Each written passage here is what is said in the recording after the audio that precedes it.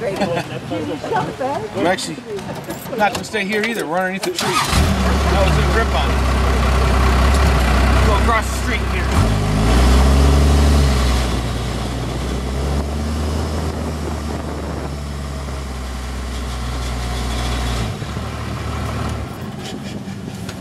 Well, my name is Scott. I'm going to take you guys out here. We're going to cover about 300 acres of all privately owned land. We'll make a few stops out there, tell you guys a little bit about the area. One of the highest dunes, we're going to take a few minutes so you get out, walk around, enjoy some scenery out there. If you smoke, just like to have you hold your smoke to that point. We'll also be driving down through some wooded areas. It's kind of close down through the trees, so people along the end, you know, a little reminder about keeping arms and legs inside. You don't want to stick an arm out and damage a tree along the way.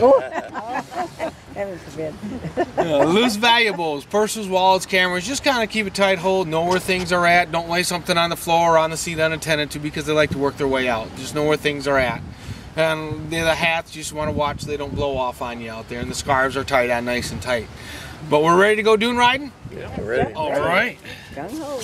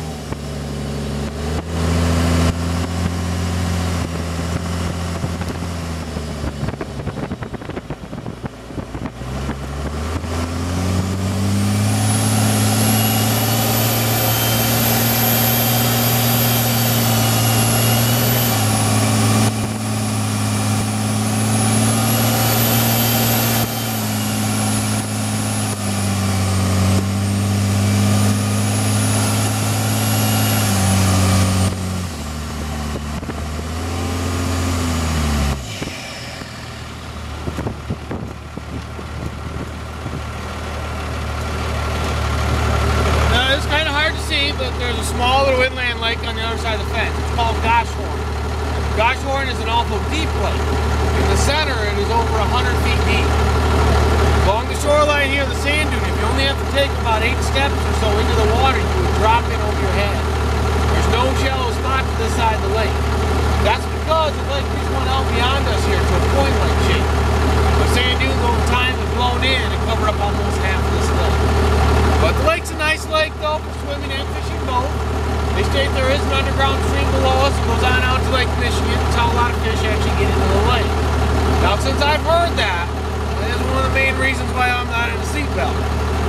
In case that does collapse and we plunge into the water, this is not a ship and I'm no captain, so I'm the first one out. You guys are on your own then. But don't worry, our seats, our flotation device is awesome. You just need to get the bolt off the back of the seats quickly, okay? Just take a seat with you.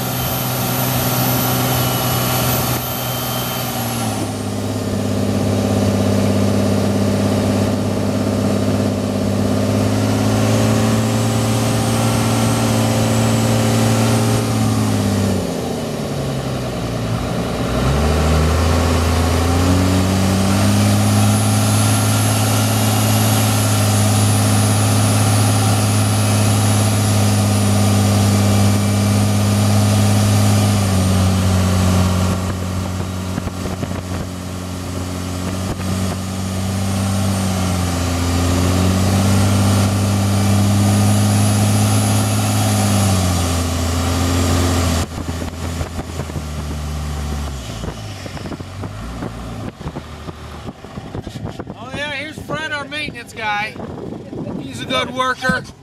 He comes out here every day and just digs right into his work. Yeah. Kind of gets in over his head, doesn't he? Sand's fine. And don't worry, he's not drinking on the job. Those are not his beers. No, he would never do that. Those are mine. You're drinking to him or because? Yeah. I see he did bring his lunch pail out again today, though. You know what Fred has for lunch every day? Sandwiches. Sandwiches. Very good. What kind of sandwich does he like? Tuna fish. Tuna fish. What kind of shoes does he like to wear when he's not at work? Sandals. Where did he like to play when he was a kid in the backyard? Sandbox. What's his wife's name? Sandy. Oh, it's Karen, and you guys were doing so good. Throughout the area out here, you see just a few stumps, so that's all that's left of what the land used to look like. This whole area used to be a forest until the early 1800s when they logged it off. Once they cut off all the trees, topsoil in the area blew away, left all the sand for it to blow around.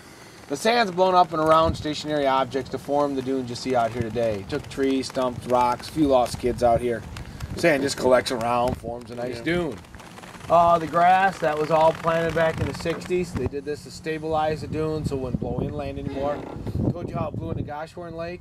At one point, the sand was blowing into that lake at the rate of 7 foot a year. Now it's less than an inch a year, so it's helped out quite well. Took them 2 years to plant the grass, all done by hand. Little plugs of grass already grown. They came out here, dug a hole, put them in every 2 to 4 feet. The actual name of the grass is called sea oats or marram grass. Bright yellow flowers are called hairy puccoons. They're a wild dune flower. They grow out here for about a month and then they die off. They pop up next year, but they won't pop up in the same spot. We're going to make our way to a big dune up there. That's where I'll let you get out, walk around, enjoy some scenery up there. And have you guys seen Lake Michigan lately? Not lately. No.